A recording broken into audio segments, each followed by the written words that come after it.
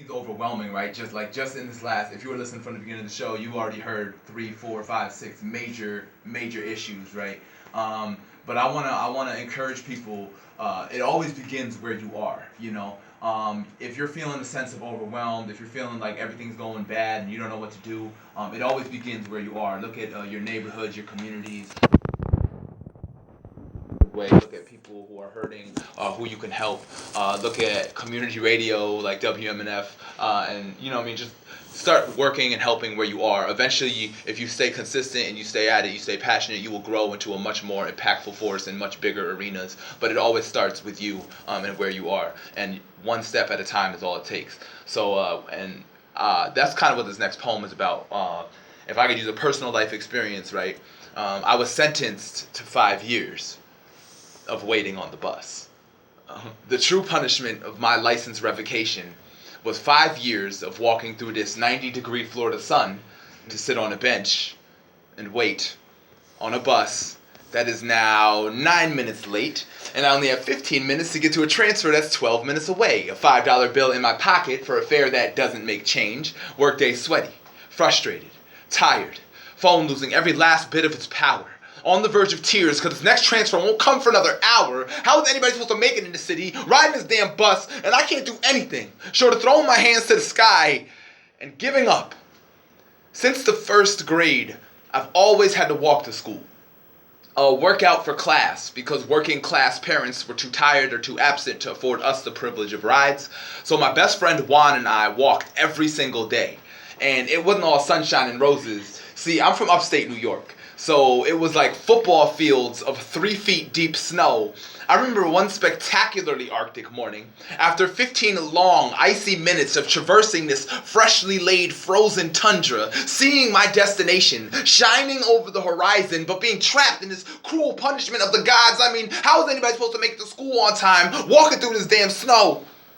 To this day, Juan still reminds me of the moment I dramatically dropped to my knees, threw my hands to the sky, and gave up. Now, he would eventually trudge back to me. He would grab my arm with the strength of a 15-year friendship, and you know what he said to me? He said, "Man, get up. I don't know if you noticed, but we're the only ones walking through this field, and if you die, they're not going to collect the body until the snow melts, and I'm not going to be the one to tell your mother." It was an early life lesson. It was a reminder that we were not meant to be like everybody else. We were meant to carve our own path, even if it had to be foot over knee-high, frozen, snow-encrusted foot, until we physically understood why the root word of destination is destiny. You see, we want so badly just to be there already. We forget that there has a process to it all.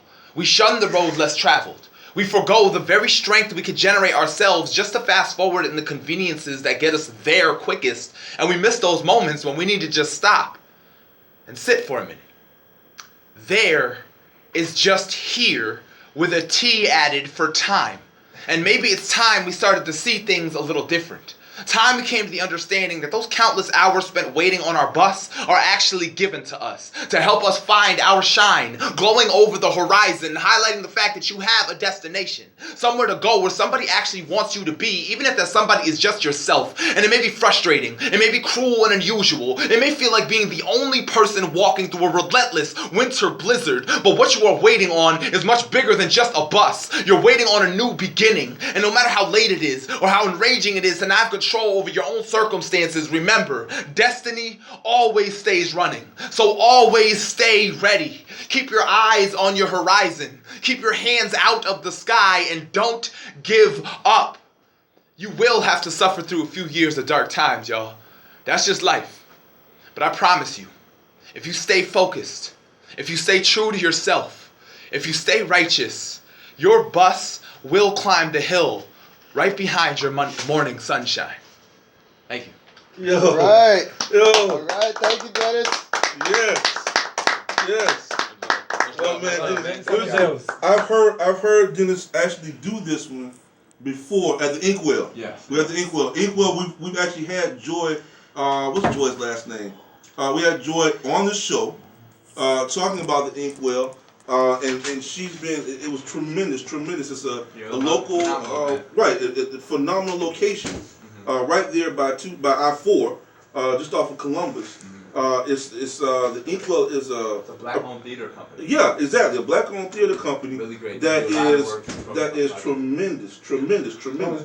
Dennis has been around. The first time I saw him was